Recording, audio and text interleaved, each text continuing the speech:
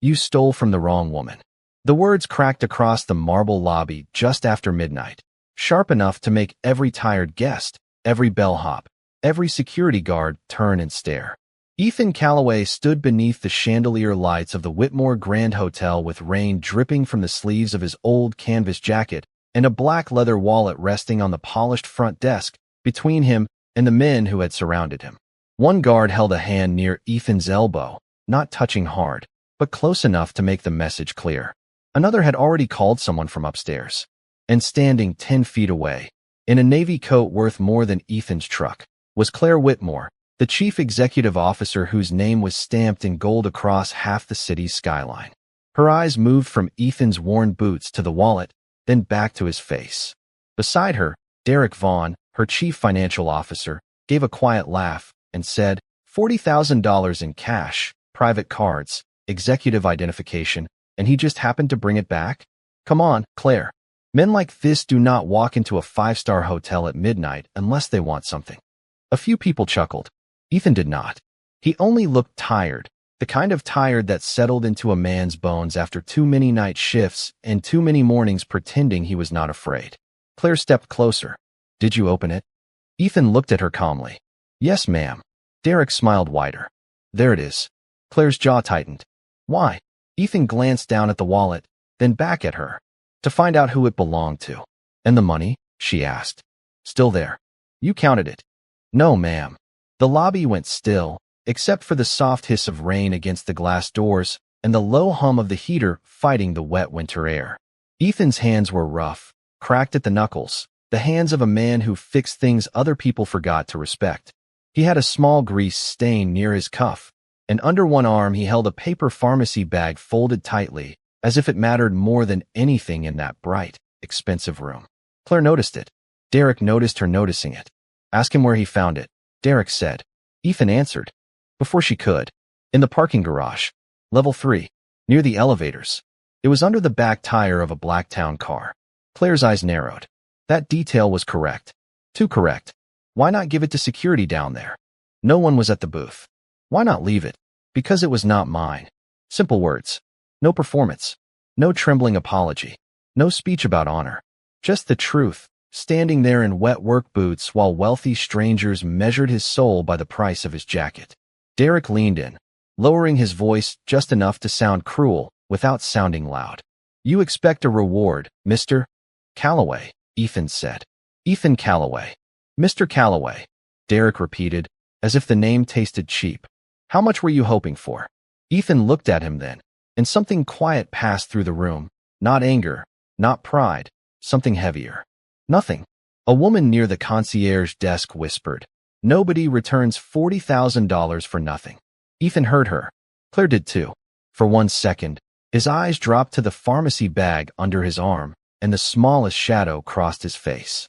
Then he looked back at Claire. My daughter is waiting for me. May I go now? Before we continue, where are you watching from? Drop your city or country in the comments below. And if you believe in dignity and second chances, hit like and subscribe. These stories spark change, and we are glad you are here. Now, back to Ethan Calloway. Claire should have thanked him. She knew that. Somewhere beneath the polished armor of boardrooms, contracts, and men like Derek whispering suspicion into every silence, she knew what decency looked like. But her world had taught her that kindness usually came with paperwork, cameras, or a hidden invoice. So when Ethan turned toward the rain and walked out without taking a dollar, without asking for a ride, without even looking back, Claire did not feel relieved.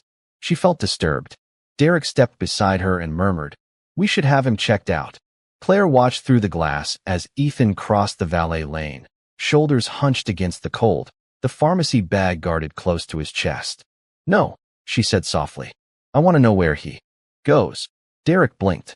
Claire. But she had already raised her hand to her driver.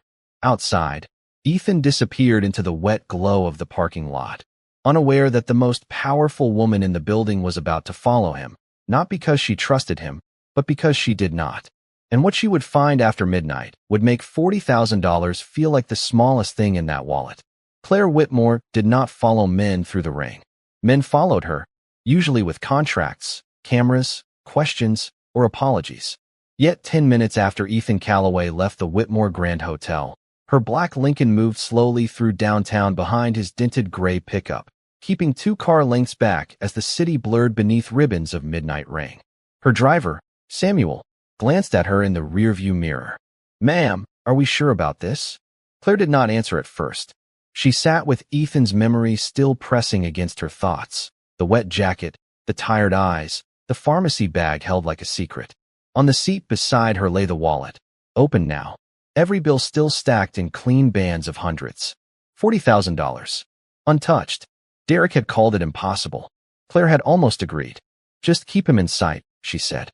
Samuel nodded. Ahead of them, Ethan did not drive like a man escaping anything.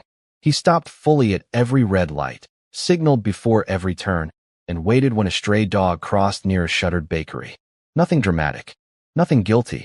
Just a poor man obeying small rules in a city that had already judged him. Claire looked down at the wallet again. Tucked inside one of the hidden sleeves was a silver flash drive Derek had insisted she carry from the executive dinner, supposedly filled with harmless financial projections for the next morning's board review. She had not thought about it until now. People do not return $40,000 for nothing, Derek had said. But Claire wondered if people like Derek only said that because they never had. Ethan's truck turned away from the wealthy district, past the glass towers, past the private clubs, past the valet stands where men in wool coats laughed under heated awnings. The streets grew narrower, the storefronts dimmer, the sidewalks cracked. Rainwater gathered in potholes that reflected broken neon from a 24-hour laundromat and a gas station selling coffee that had probably been burning since sunset. Samuel slowed as Ethan pulled into the parking lot of St. Agnes Children's Clinic. Claire sat up. "Why is he stopping here?" Samuel eased the Lincoln along the curb. "Looks like the emergency entrance." Ethan climbed out with the pharmacy bag, but before going inside, he stood beside the truck for a moment and pressed both hands against the roof. His head bowed, not like a man praying loudly, like a man trying not to fall apart where anyone could see. Then he walked in. Claire told herself to stay in the car. She was a chief executive officer, not a detective. She had companies to run, people to manage, decisions worth millions waiting by morning. But something about the way Ethan had said, "My daughter is waiting for me," had followed her harder than the rain. She stepped out, pulled her coat tight, and crossed the parking lot. Inside the clinic, the air smelled of disinfectant, damp coats, and vending machine coffee. The waiting room was nearly empty. A television murmured cartoons with the sound turned low. A young mother slept upright with a toddler against her shoulder. Claire stopped near a hallway corner where she could see Ethan at the billing desk. His voice was low, respectful. "I picked up the inhaler, but they said the new prescription needs approval." The woman behind the desk looked tired, not unkind, just tired. "Mr. Calloway, I am sorry. The insurance rejected the specialist medication again. Without approval, the out-of-pocket cost is $2,860. Ethan went still. "For 1 month. "Yes, sir." He looked down at the pharmacy bag in his hand. "And the old one?" "It helps, but Dr. Patel marked the new one urgent." "Can I pay half tonight?" "The pharmacy cannot release it that way." The silence that followed was small, but it filled the room. Claire felt her fingers tighten around the wallet in her coat pocket. $40,000 sat inches from her hand. $2,860 stood between a little girl and breathing easier. Ethan reached into his jacket and pulled out a folded envelope. The paper was soft from being opened too many times. "I have $612, he said. "I get paid Friday." The clerk's face changed. "I wish I could override it." Ethan nodded, because dignity sometimes looked like thanking someone who could not help you. "I understand." Then a small voice came from behind a curtain down the hall. "Daddy." Ethan turned so fast Claire could see the fear beneath his calm.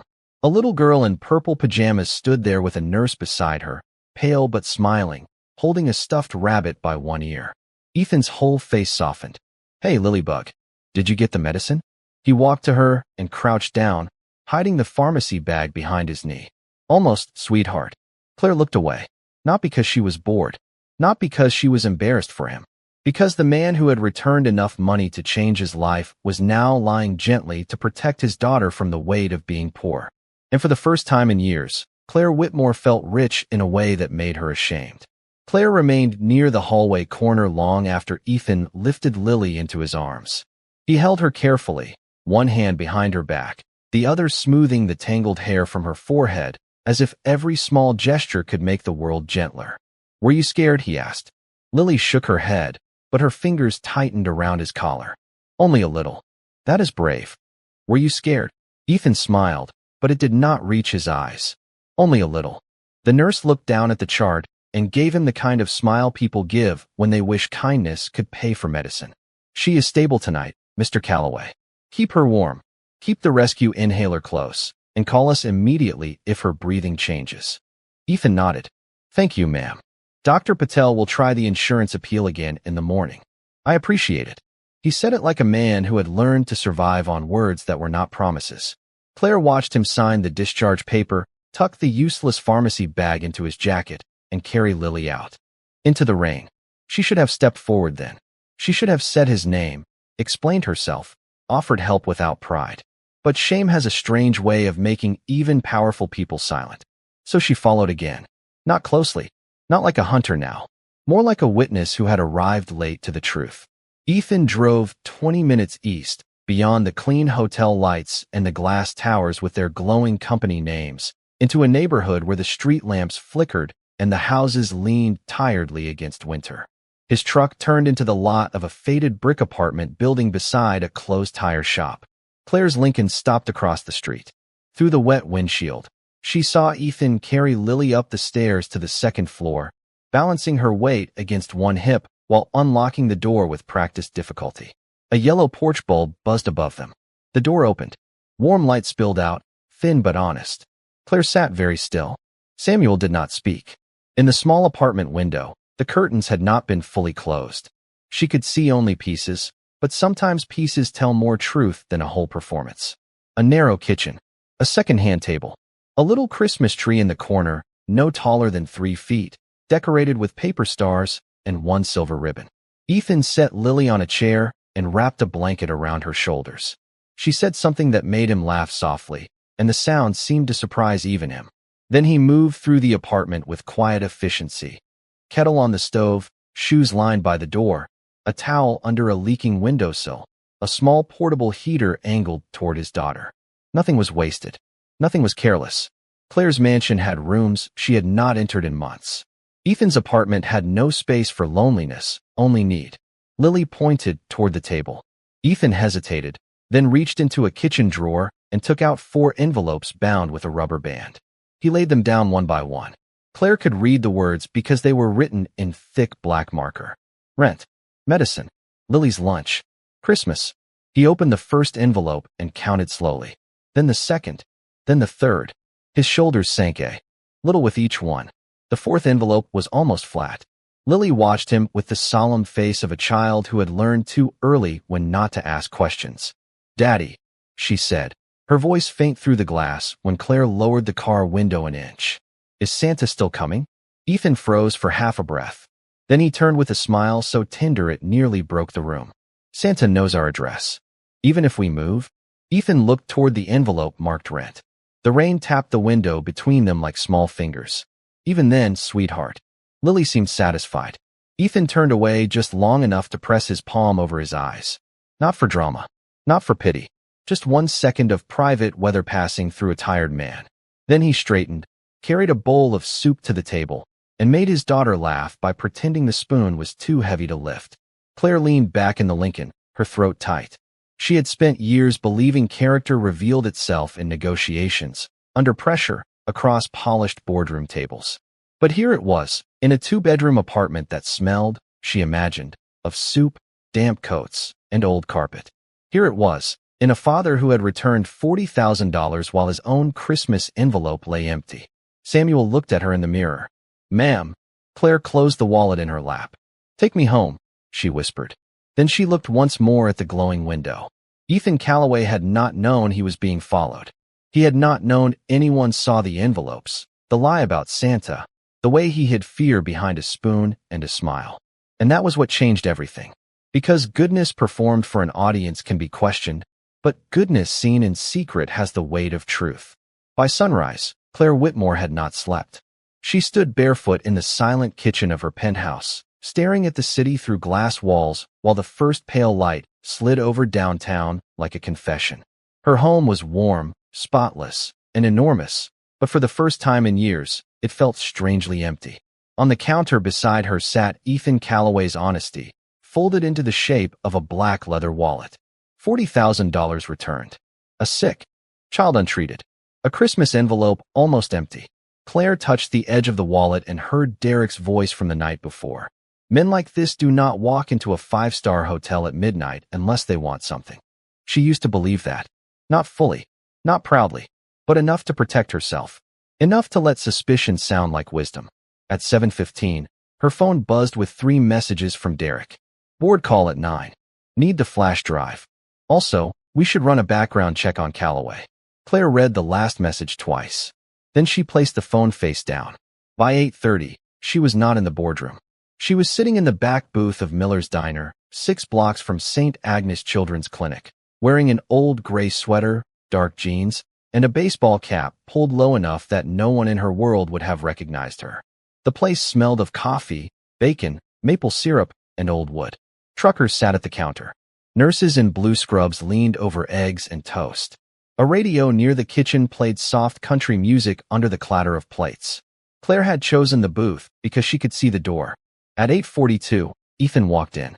He looked even more tired in daylight.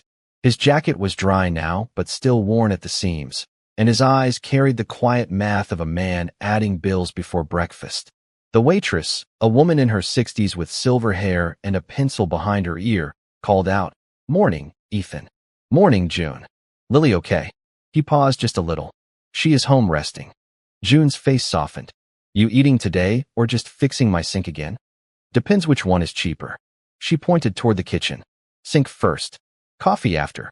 Ethan smiled and disappeared through the back hallway with a small toolbox. Claire watched as if she had found the missing chapter of a book she had misread. He was not a guest here. He was not a customer. He was the man people trusted when something broke. 10 minutes later, a sharp complaint cut through the diner.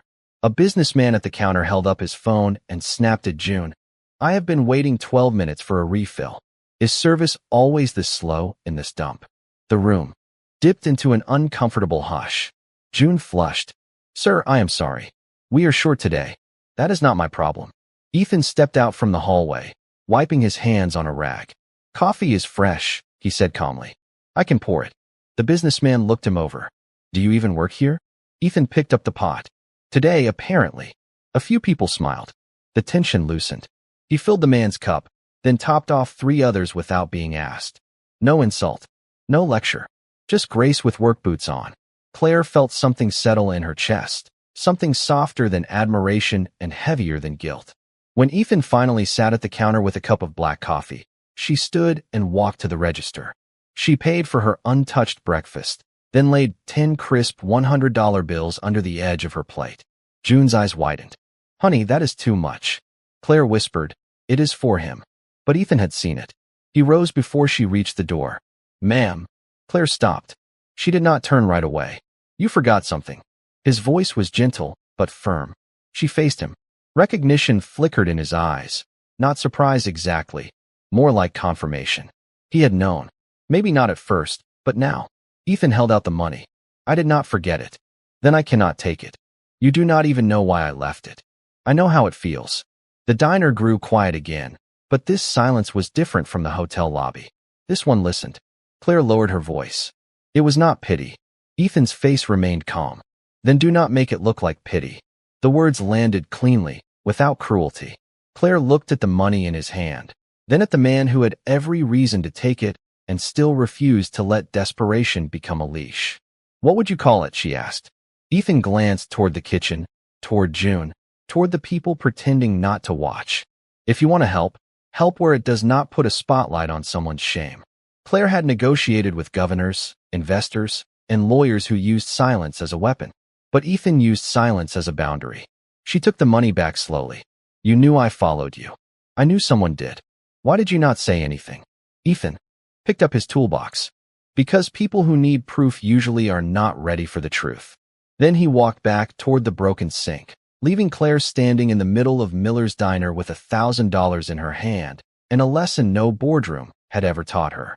Claire left Miller's diner with the $1,000 still folded in her coat pocket and Ethan's words following her harder than the morning cold. Help where it does not put a spotlight on someone's shame.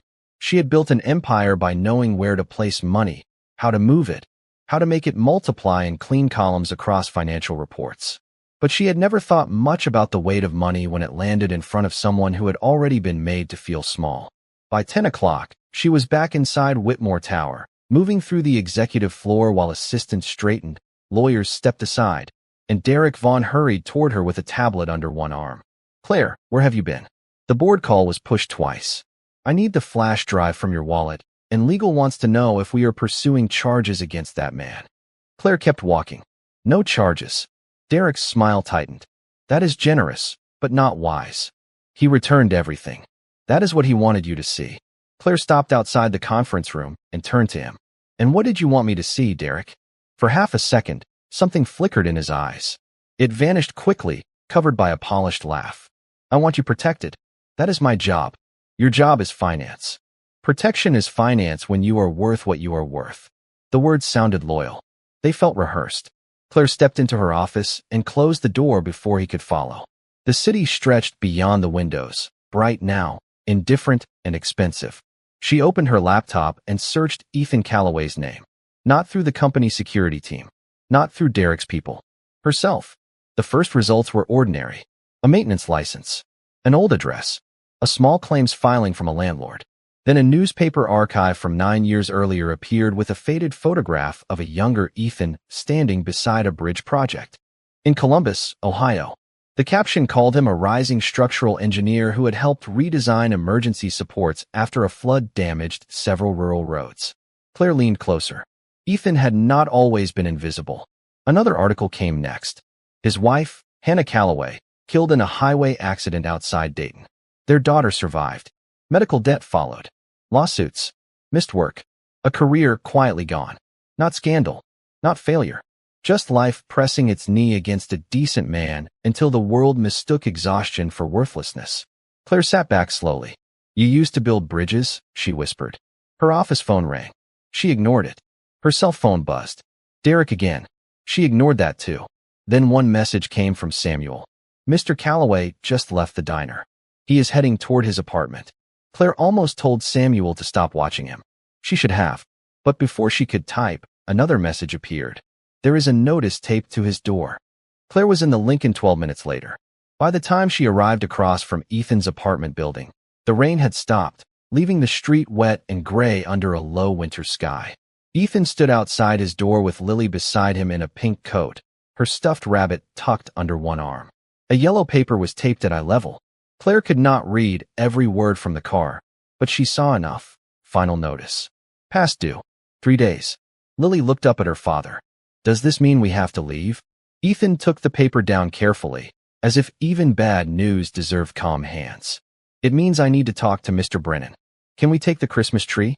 His face changed, but only for a second. "Of course. And Mom's picture? First thing I pack." Claire closed her eyes. There it was again. Not drama. Not begging. Just a father turning fear into instructions a child could survive. Ethan folded the notice, tucked it into his jacket, and helped Lily down the stairs. At the bottom, their landlord, Mr. Brennan, waited beside a rusted mailbox with a cigarette unlit between his fingers. "Ethan, I am sorry," he said, though his voice had the flatness of a man who had said sorry too often to mean it. "I cannot carry this anymore." Ethan nodded. "I know. I get paid Friday. You said that last month. Lily had the clinic. Everybody has something." The words were not cruel enough to make him a villain, and maybe that made them worse. Ethan looked at his daughter, then back at the landlord. "Give me until Monday." Mr. Brennan sighed. 3 days. Lily slipped her small hand into Ethan's. He squeezed it once. "Thank you." Claire reached for the door handle. Then she stopped. Ethan's warning came back to her. Do not make it look like pity. So she stayed in the car, helpless in the most expensive coat she owned. Ethan walked Lily toward the truck, carrying the weight of rent, medicine, and Christmas without raising his voice. And Claire finally understood that the real question was not whether Ethan Calloway wanted something from her. The real question was why a man who had almost nothing still refused to become someone else's proof that goodness was foolish. By noon, Derek Vaughn knew something had changed. Claire had stopped answering his questions with the quick certainty he depended on. She had stopped handing him files without reading them twice. Worst of all, she had stopped looking at Ethan Calloway like a problem and started looking at him like a mirror. Derek sat alone in his glass office on the 39th floor of Whitmore Tower, watching security footage from the hotel lobby again and again. Ethan entered from the rain. Ethan placed the wallet on the desk. Ethan waited. Ethan left. No panic. No greed. No mistake. That was the trouble with honest men. They made dishonest men look louder. Derek paused the video on Ethan's face and tapped one finger against the screen. "You should have taken the money," he muttered. Then he opened a second file, one Claire had not seen, and began typing a report with careful, poisoned language. Possible digital tampering. Suspicious handling of executive property. Attempted access to confidential financial materials. By 1:30, that report had reached the private security office. By 2:15, it had reached a police contact who owed Derek a favor from a charity gala sponsorship. By 3 o'clock, Ethan Calloway was standing behind Miller's Diner with his sleeves rolled up, fixing the freezer motor while June complained that the lettuce was turning soft. "You know," she said from the kitchen doorway, "most men would charge me double for emergency work." Ethan tightened a wire and smiled faintly. "Most men are smarter. You hungry? Always. Then stop pretending coffee counts as lunch." Before Ethan could answer, Lily appeared at the back entrance with her backpack over one shoulder, cheeks pink from the cold. June had picked her up from school because Ethan's truck had trouble starting again. "Daddy, Miss June said I can have pancakes for dinner." Ethan looked over the freezer door. "Miss June is a dangerous influence." Lily grinned. "The best kind." For one small minute, the world was gentle. The freezer hummed back to life. June clapped once. Lily laughed. Ethan bowed with the screwdriver like a magician. Then the bell above the front door rang, and the room changed. Two police officers stepped inside with a man from Whitmore Security behind them. The diner fell quiet one table at a time. Forks paused. Coffee cups hovered. June wiped her hands on her apron and moved forward. "Can I help you?" The taller officer looked past her. "Ethan Calloway?" Ethan set the screwdriver down slowly. "That is me." Lily stepped closer to him. "Daddy." He put one hand gently on her shoulder. "It is okay." The officer's voice stayed professional, but the words carried weight. "We need to ask you some questions regarding a report of stolen executive property and attempted access to confidential materials." June's face hardened. That man returned what he found. The security employee cleared his throat. "The company has reason to believe the wallet may have been opened for more than identification." Ethan looked at him calmly. "I opened it to find the owner." "Did you remove a silver flash drive?" "No." "Did you copy anything from it?" "No." "Can you prove that?" The question hung there, ugly and unfair, because poor men are often asked to prove what rich men only have to deny. Lily's eyes filled. "My dad does not steal." Ethan crouched immediately, turning his body between her and the watching room. "Lilybug, look at me. They think you did something bad. People can think wrong things, but they are saying it out loud." His voice softened. "Then we stand taller, not louder." The officer shifted, uncomfortable now. "Mr. Calloway, we are not arresting you at this time, but we do need you to come downtown and make a statement." A customer near the window lifted a phone. Another whispered. The sound moved through the diner like cold air under a door. Ethan saw it all. The cameras. The suspicion. The way Lily tried to make herself smaller beside his leg. He did not argue. He did not beg. He took off his work gloves, folded them neatly, and handed them to June. "Can Lily stay with you?" June's eyes shone. "Of course she can." Lily grabbed his sleeve. "No, Daddy." Ethan knelt again and held her hands, both of them, like they were the most important things in the room. "Listen to me. Truth walks slower, but it gets there. Promise. Promise." Outside, across the street, Claire's Lincoln rolled to a stop just as Ethan stepped out with the officers beside him. She saw Lily crying through the diner window. She saw June holding the child back with one arm and pointing angrily at the man from security with the other. Then Claire saw Derek's name on the message that had just arrived on her phone. "Handled the Calloway situation. You are protected." Claire's face went still. Not cold. Not confused. Still. The kind of stillness that comes before a door closes forever. She looked at Samuel and said, "Take me to the security office. Now." And for the first time, the suspicion that had followed Ethan turned around and began walking toward the man who had sent it. Claire did not speak on the ride back to Whitmore Tower. The city moved outside the windows in hard silver streaks, office lights blinking awake against the gray afternoon, traffic dragging through puddles left by the morning rain. Her phone kept buzzing. Derek. Legal. Derek again. She did not answer. Samuel pulled into the underground garage beneath the tower, and Claire stepped out before the car had fully settled, walking toward the private elevator with the kind of calm that made people move aside without knowing why. Upstairs, the security office smelled of stale coffee, warm electronics, and nervous men. 3 monitors glowed over a long desk. A young supervisor stood too quickly when she entered. "Ms. Whitmore, we were not expecting you." "I know." Mr. Vaughn said all requests should go through him. Claire looked at him. "Mr. Vaughn does not own this building." The room went quiet. She placed her wallet on the desk. "Show me every camera angle from the hotel parking garage last night. Level 3, 10:45 to 12:15. The supervisor hesitated. "Ma'am, that footage is under internal review." "Then review it with me." He swallowed and began typing. On the first monitor, the garage appeared in pale blue light, empty except for a black town car parked near the elevator. Rainwater dripped from the ceiling pipes. At 11:19, Ethan's gray pickup rolled in slowly and parked 20 yards away. He stepped out carrying a tool bag, shoulders bent against exhaustion. At 11:22, another figure entered from the stairwell. Expensive coat. Confident walk. Derek Vaughn. The supervisor froze. "Is that?" "Yes," Claire said. Derek looked around, then removed the black wallet from his coat and placed it beside the rear tire of the town car. Not dropped. Placed. He crouched for a moment, as if checking something inside it, then walked away through the stairwell. 3 minutes later, Ethan crossed the frame.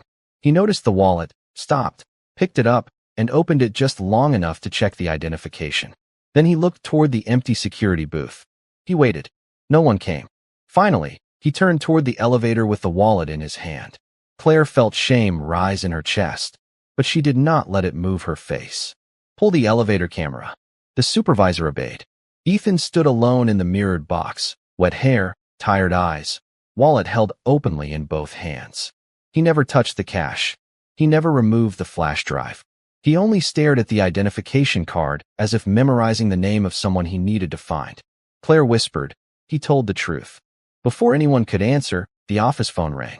The supervisor picked it up, listened, and looked at Claire. "Ma'am, downtown police just called." Mr. Calloway gave his statement. "They are asking whether company security can confirm the chain of custody before they release him." Claire's voice sharpened. "Tell them yes. Tell them we are withdrawing the complaint. And tell them to bring him here if they need formal confirmation from me." The supervisor nodded quickly. That was when the office door opened. Derek stepped in, breathing slightly fast, wearing the smile of a man who had practiced innocence in polished glass. "Claire, thank God. I heard you came here. This is exactly why I told security to handle it carefully." Claire turned slowly. Carefully. Derek glanced at the monitors, and for the first time since she had known him, his confidence slipped. "Only for a second, but enough. That angle is misleading. You dropped my wallet. For security testing. With $40,000 in it. Executive vulnerability assessment. Without telling me. You were stressed. I made a judgment call." Claire took one step toward him. "And the police report?" Derek spread his hands. He opened the wallet. "We needed to know whether he accessed the flash drive. He did not." "You cannot know that. I just watched him not do it." The silence hit harder than shouting would have. Derek's jaw tightened. "You are letting a stranger manipulate you because he has a sick child and sad eyes." Claire's expression changed then, not into anger, but into disappointment, so deep it looked almost gentle. "No, Derek. I am finally noticing who has been manipulating me." His eyes flicked to the wallet on the desk. The flash drive was still inside. Claire saw the look. So did Samuel, standing quietly in the doorway. Derek reached for it with a laugh that tried to sound casual. "Let me take that to legal." Claire put her hand over the wallet. "No, Claire. Step back." He did not. Samuel moved closer, not threatening, simply present, the way good men become walls when a room needs one. Derek looked from Samuel to the supervisor to Claire, and his polished mask thinned. You have no idea what is on that drive. Claire's voice lowered. Then maybe it is time I did. Derek exhaled through his nose, turned, and walked quickly out of the office. Claire followed, Samuel beside her. They reached the executive garage just as Derek crossed toward his car, phone pressed to his ear, voice clipped and urgent. Destroy the duplicate files. Now. Claire stopped near the concrete pillar. Derek. He turned, startled, and the phone slipped slightly in his hand. At that same moment, a marked police sedan rolled through the security checkpoint and stopped near the elevator bank. Ethan Calloway stepped out beside an officer, released from questioning, but brought to confirm his statement with company security. His face was tired, but steady. He saw Claire. He saw Derek. He saw the wallet in her hand and understood enough. Derek tried to move toward the exit lane. Ethan did not touch him. He simply stepped to the side of the lane and lifted one hand toward the approaching officer. Officer, I think she needs you to hear something. Derek laughed harshly. Get out of my way, handyman. Ethan stood still. No, the word was small, but it carried every insult he had swallowed since midnight. Claire lifted her phone. Security, hold the executive exit gate. No vehicles leave until law enforcement clears the garage. The gate arm lowered with a heavy mechanical hum. Derek looked around and finally saw what the room had become. Not his office. Not his boardroom. Not his game. Ethan had not attacked him. Claire had not screamed. No one had performed revenge. They had simply stopped the truth from driving away. And as the officer stepped forward, Claire opened the wallet, removed the silver flash drive, and realized the man Derek had tried to frame was the only reason the evidence had not disappeared forever. The boardroom on the 41st floor of Whitmore Tower had been designed to make powerful people feel even more powerful. The table was polished walnut, long enough to separate truth from consequences. The windows looked out over the city as if everything below was small and manageable. 12 board members sat in leather chairs with tablets open and coffee cooling beside them, while Derek Vaughn stood at the far end, smoothing his tie. With the careful hands of a man trying to look innocent before anyone had accused him, Claire entered without announcement. Samuel followed. Then Ethan Calloway stepped in behind them wearing the same worn jacket from the night before, his hair still damp from the weather, his face calm enough to make several people uncomfortable. A murmur moved around the table. Derek smiled like he had been waiting for this. Claire, I am glad you are here. I was just explaining that we have a serious breach involving this man. One board member glanced at Ethan. Another looked down at his shoes. Derek continued, voice polished, wounded, almost noble. Mr. Calloway was found in possession of executive property containing confidential materials. Whether motivated by desperation or outside influence, we cannot allow sympathy to interfere with corporate security. Ethan said nothing. Claire placed the black wallet in the center of the table. The soft sound of leather against wood seemed louder than it should have. Did you finish? She asked. Derek blinked. I beg your pardon. Did you finish lying? The room went still. No one reached for coffee now. Claire nodded to the screen at the wall. Play it. The lights dimmed. Security footage filled the room in cold blue color. The parking garage. The town car. Derek entering from the stairwell. Derek looking over his shoulder. Derek dropping the wallet beside the tire with the precision of a man setting a trap. A small gasp came from the legal counsel. Derek's face tightened. That was an authorized security test. Claire did not look at him. Keep playing. Ethan appeared on the screen. He picked up the wallet. He opened it briefly. He checked the identification. He waited by the empty booth. He walked to the elevator. The footage changed. Inside the elevator, Ethan held the wallet openly, never touching the cash, never removing the flash drive, never hiding anything from a camera he did not even know was watching. Claire paused the video on Ethan's hands. Rough hands. Honest hands. Hands that had been accused because they were not wearing a gold watch. This man returned everything, Claire said. Every dollar. Every card. Every file. Derek forced a laugh. Video does not prove he did not copy the drive later. Claire turned to Samuel. He connected a laptop to the screen. Then let us talk about what was on the drive. Derek's smile vanished. The first file opened. Transfers. Shell vendors. Charitable accounts. Payments routed from the Whitmore Children's Health Fund into companies with empty websites and mailboxes in Delaware. The room did not erupt. It sank. One by one, the board members leaned forward, not in curiosity now, but in dread. Claire opened the next folder. Internal emails. Derek's name. His approvals. His instructions to delay grants, deny emergency funding, and mark pediatric assistance requests as pending while money disappeared into accounts he controlled. Ethan's eyes lifted slowly. Children's Health Fund? Claire's voice softened, but only for him. Yes. The words landed in him before he could stop them. Lily's denied medication. The clinic desk. The $612 in his envelope. The appeal that never moved. Not because there was no money, but because someone had stolen mercy and called it finance. Derek stepped back.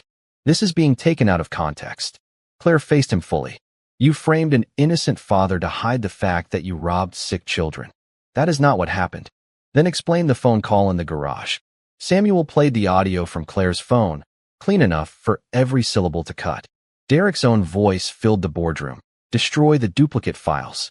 Now, no one breathed loudly. No one defended him. Even the city beyond the glass seemed to hold still. Derek looked around the table, searching for one ally, one old favor, one person willing to pretend not to understand.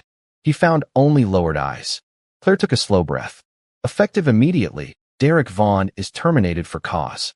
Legal will cooperate fully with law enforcement and federal investigators. Every dollar taken from the Children's Fund will be traced, recovered where possible, and restored. The legal counsel nodded, already typing. Derek's face went pale. Claire, listen to me. No, she said. I listened long enough. Security opened the boardroom. Doors. Derek did not shout. Men like him rarely shout when the room finally sees them clearly. He gathered his phone with shaking fingers and walked out between two officers, smaller with every step. When the doors closed, the silence that remained was not empty. It was judgment. Claire turned back to Ethan. He stood near the wall, uncomfortable under the sudden respect of people who had never respected men like him without proof. She looked at the board, then at him. The poorest man in this room was the only one who did not sell his soul. No one clapped. No one needed to.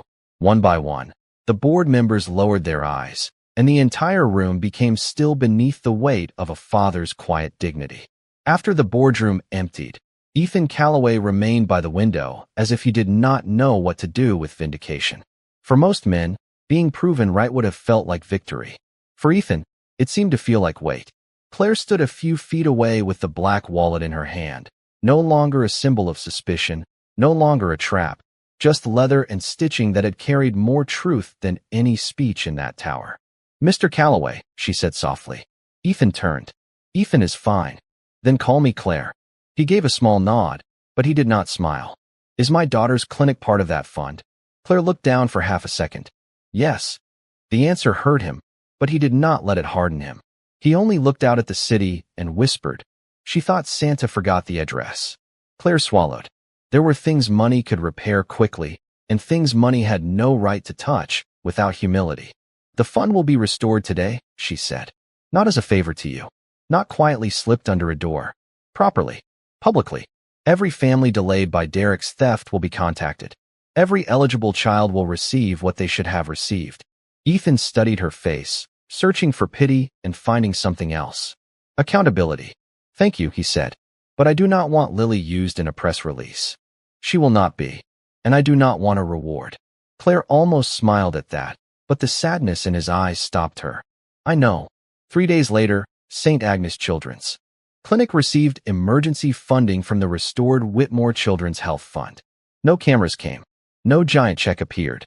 No one asked Lily to smile for strangers. Her new medication was approved before noon, and by evening, she was sitting upright in her hospital bed, breathing easier, coloring a paper star with a purple crayon. Ethan sat beside her, holding the stuffed rabbit while pretending it needed medical attention too. Lily giggled so hard the nurse peeked in just to make sure everything was all right. At the doorway, Claire stood with a plain paper bag in her hands. Ethan saw her and rose. You did not have to come. I know. Lily looked up. Are you the lady with the wallet? Claire blinked, then laughed softly. I am. Daddy said you lost it. Ethan closed his eyes for a second. Claire walked closer. Your dad helped me find more than a wallet. Lily tilted her head. Like what? Claire looked at Ethan, then at the little girl whose courage had been living inside rent envelopes and clinic forms. The truth, she said, and a better way to use what I have. On Christmas Eve, the small apartment on the second floor still had the same buzzing porch light, the same tiny tree, the same paper stars. But the air inside felt different. Not richer, not louder, just lighter. The rent had been settled through a tenant relief program Claire expanded citywide, not under Ethan's name, but for every family in the building facing winter eviction. Miller's Diner had a new freezer, officially paid for by a small business community grant. June pretended not to know who made the call. Ethan had been offered a position overseeing safety and ethics for the Restored Health Fund's community projects. At first, he refused.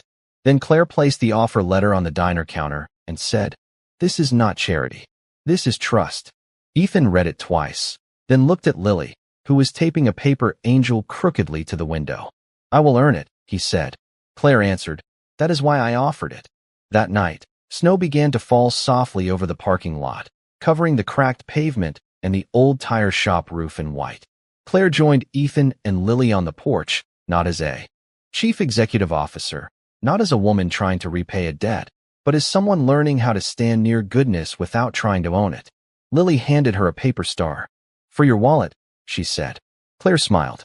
"My wallet, so you do not lose it again." Ethan laughed then, a real laugh, tired but free. Claire opened the old black wallet and tucked the star inside where the money had once been. There was no $40,000 in it now. No hidden flash drive. No trap. Just a child's paper star, folded with care, proof that sometimes the smallest things become holy when they are touched by grace. Ethan looked at the snow, then at his daughter breathing easily beside him. And for the first time in a long while, he did not look like a man bracing for the next blow. He looked like a father allowed to rest. The world had called him desperate, suspicious, and small. But truth walked slower, and it got there. Quiet dignity did not shout from the boardroom table. It stood in the rain, returned what was not its own, held a child's hand, and waited for heaven to make the room silent. If this story touched your heart, tell us in the comments what moment stayed with you most. Ethan returning the wallet, Lily asking about Santa, or Claire finally choosing truth over power. And if you believe kindness still matters in a world that often doubts it, leave a few words for someone who needs hope tonight. Thank you for watching until the end of this video.